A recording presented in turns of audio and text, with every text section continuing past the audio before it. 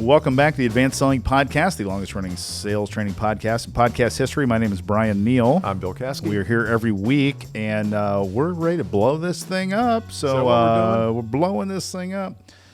I'm losing, I need to go back. So my kids are like high school, college now. So there's all this other language that I don't know. Like if you said something that is like, that I really agree with, I say facts, don't I will. Yeah. I go fact. I just go facts. Like that. Those are the facts. Like, yeah. So if you said, whatever, I really think 2021 is going to be still a tough year. I'll go facts, just like that, and that means I agree. I would never do that. No, exactly. I'd tell you something else I would never do, and I've heard this a lot in the last month, and I know it's an old term. It's like a few years old. Yeah. Is dope. Dope. Yeah. And people, is it come back? Is it coming back? Because I started to hear it more in the last few weeks. Dope would be used if like something's really cool, like, oh, that's dope. I know. Oh yeah. So the it never left. Totally. It's always been left. around. Okay. Everybody says bet. Bet. Yeah, they do say bet. I'm like too old. You are too old for that. You are. Well, I'm too old for dope. You are. No one's too old for dope these days. They're making the stuff legal everywhere. Oh wait, the other way. dope. The other My way. bad. Yeah. If I went into another 60-year-old person and said, this company's dope, man. Yeah, it would be. They would you're say, trying too hard. You're done. Yeah, you're trying too hard. And then simp is a thing. Yeah. So simp is like you're like trying too hard on your girlfriend. Yeah. Trying too hard to get a girl. Simp. I would do that. I would simp. So I wonder if we can use simp with customers. Let's tie it back into sales coaching. If I'm trying too hard to get a customer, so do I say simp? What would I say? Do I say like I'm simp or you're simping for someone? Oh, it's a participle. Okay. Oh, that's good. It's a participle.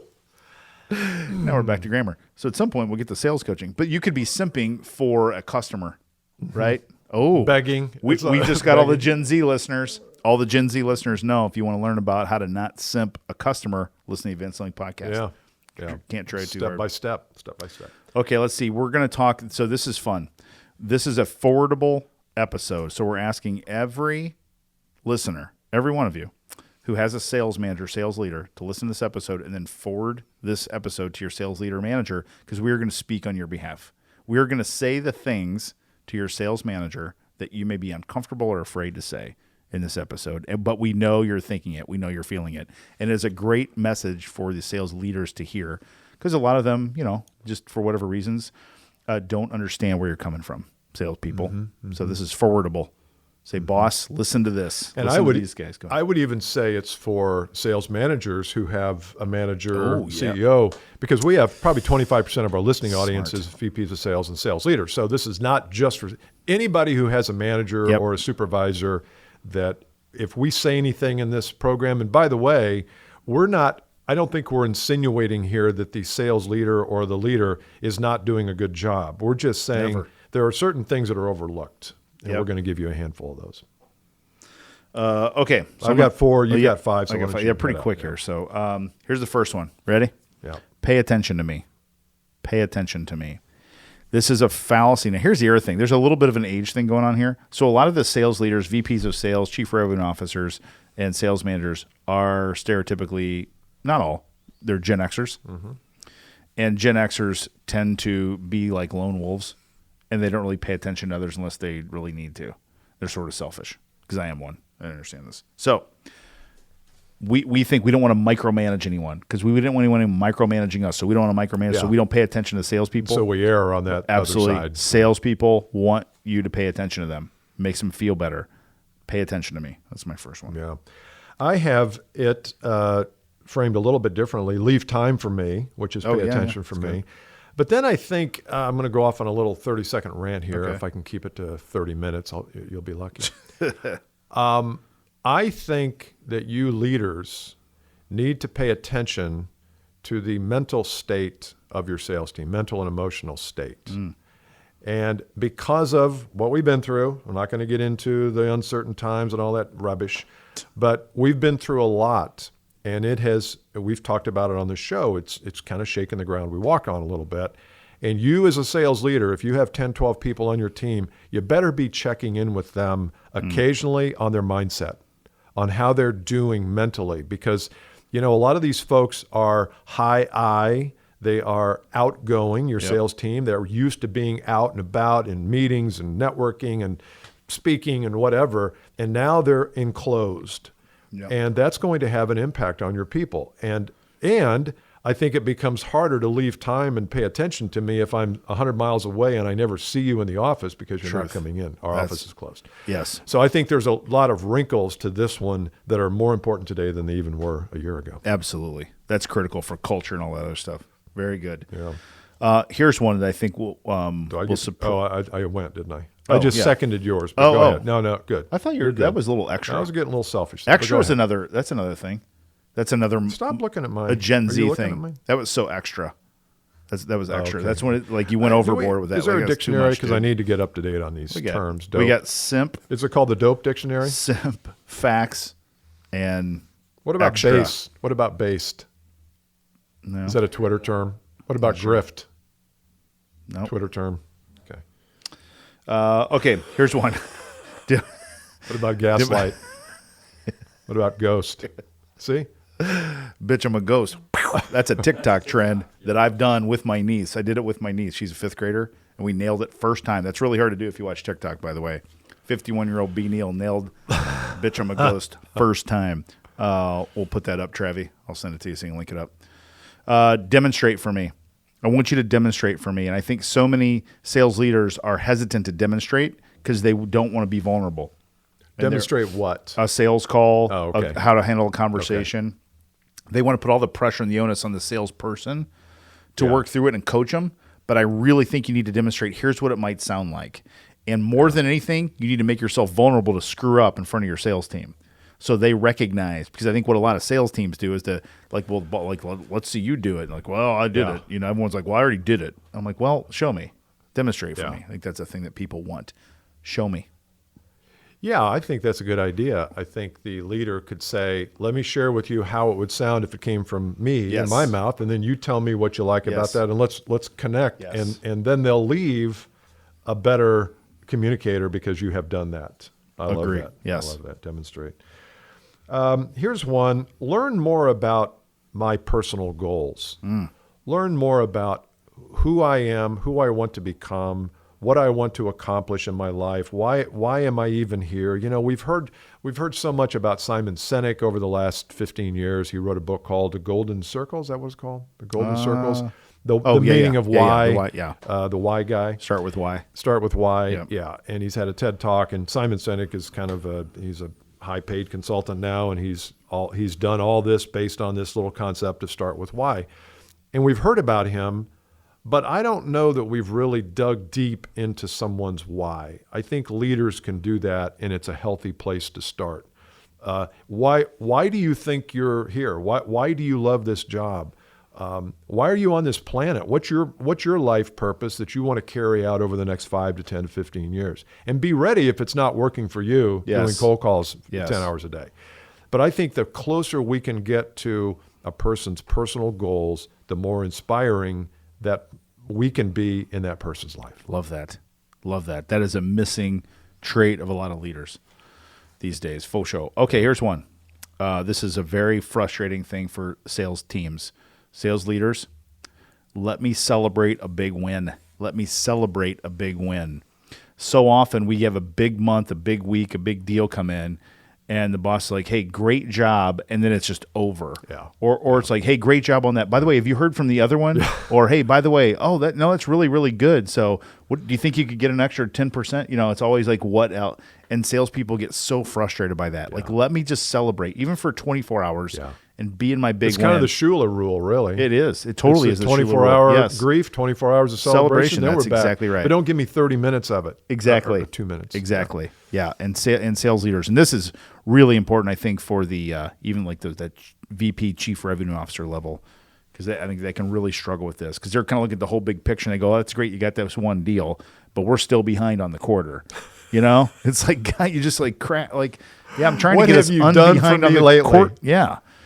And so because that energy is contagious and it can move and it can go to their customers and stuff like that. So let me celebrate a big win. What if the VP of sales said, Bryan, that was a great win. Here's what I'd like for you to do. I'd like for you to do a write-up, and I want to hear exactly how you did it, what happened, where were the points where you were like, I don't know if this is going to work or not. What did you do to get through them? And let's share it with everybody. Let's celebrate this, not just with cookies and cupcakes and candy and things, but with a story that then allows the person to shine in the light a little bit. Beautiful. What if we did a video? Or a video. Even better. Yeah. Imagine if the VP, the chief revenue officer, in that conversation said, you know what? Hang on. Pulls the phone out like, hey, it's Bryan. I'm talking to Bill. Bill just closed a huge beautiful. deal. Wasn't that great? Blasted out that whole sales team. Yeah. Right there. Yeah.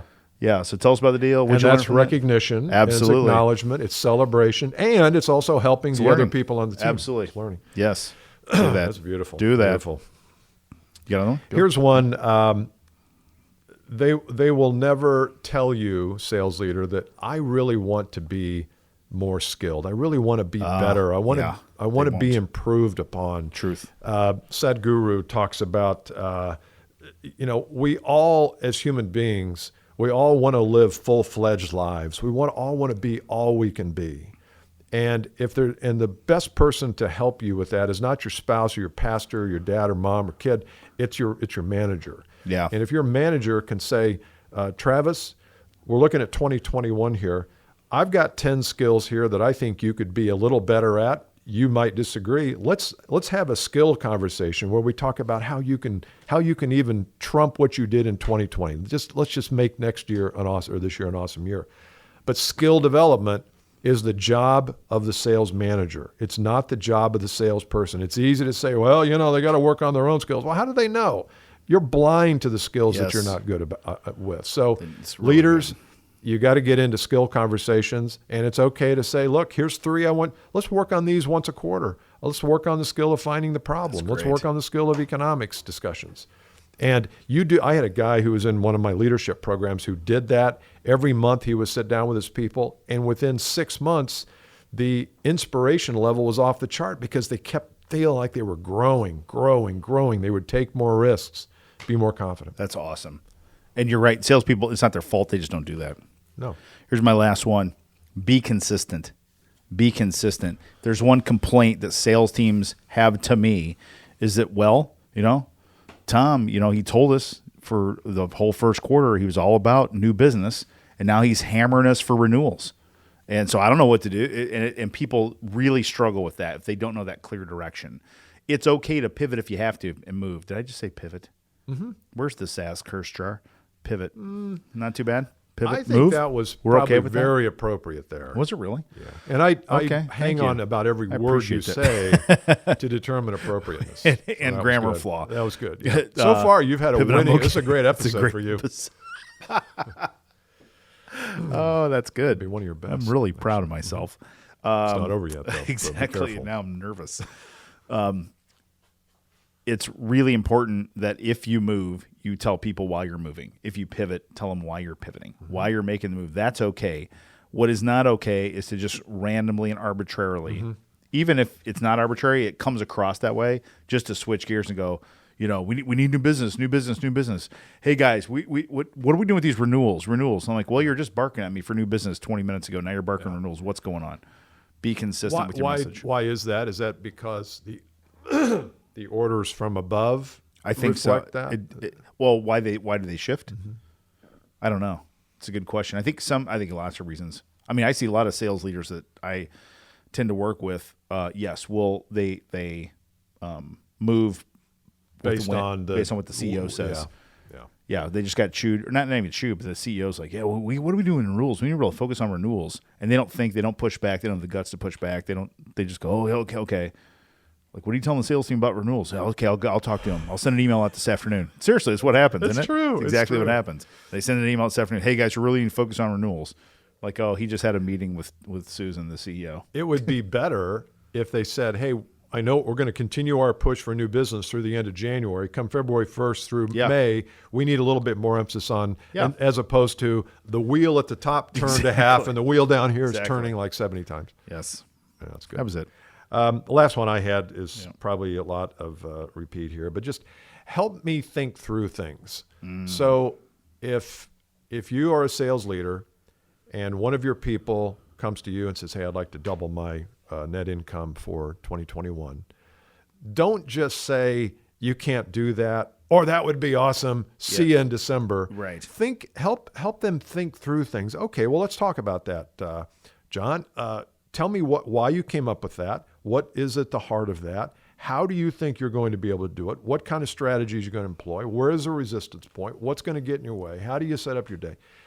Help me think through, because I think sometimes salespeople have good ideas, but if nobody's there to help them walk through and reflect back, then it becomes an idea whose day comes and it's gone. And you know what? For the first of the year, I wanted to double my income, but I didn't get any traction on that. Yes. That's so great. So the thinking through of things. And people don't sometimes want to know how to, or even think to ask for the help. So the sales leader, they're just not sure how to do it because they think it makes them look weak. Or they think the boss is going to think, well, I don't know what I'm doing. But sometimes we just need another human being there Always. to help us think through Absolutely. things. Because Dan Sullivan, I know you go to Strategic Coach, and he's big on that whole idea of fleshing things out. If you have an idea, if you're as excited about something 30 minutes after you tell somebody about it as you were before or more, it's a good idea. If you lose interest 15 minutes in, probably not a good idea. No, that's fantastic. But I think leaders can do a better job there of just thinking through things. So we're putting a lot of emphasis on time here because all these things take time. But what else do you have to do as a leader? Your number one goal should be to bring the best out of your people. Yes. If you do that and you focus on these 8 or 9 things that we've given you, will it take more time? Yeah, but I think your benefits and the economic benefit will be definitely worth it. And I guarantee you, if we had a room of salespeople in here listening to this episode live, as we sit and we're speaking on their behalf, each one of these, they would have gone, yep, oh gosh, yes. Mm-hmm. Guaranteed they would have said that on all these things. So take an inventory in that and put them into play. Faux show. Yeah. One thing that I know we have a lot of people who listen who are members of our Advanced Selling Podcast Insider Group. We meet one Friday a month for 90 minutes. It's a Zoom call. There's coaching. There's a different topic every month. If you think you might have some interest in that and just want to learn more, go to advancedsellingpodcast.com/insider. And there's a video there and a little bit about what the upcoming month's curriculums are going to be. It's nominally priced. We think it's a great program and people love it. So we just invite you to give it some thought. Great way for you to start off 2021 with a group of people that will support you and some great content from us live and in person. Yeah. Love it. See you next time. Bye. Bye.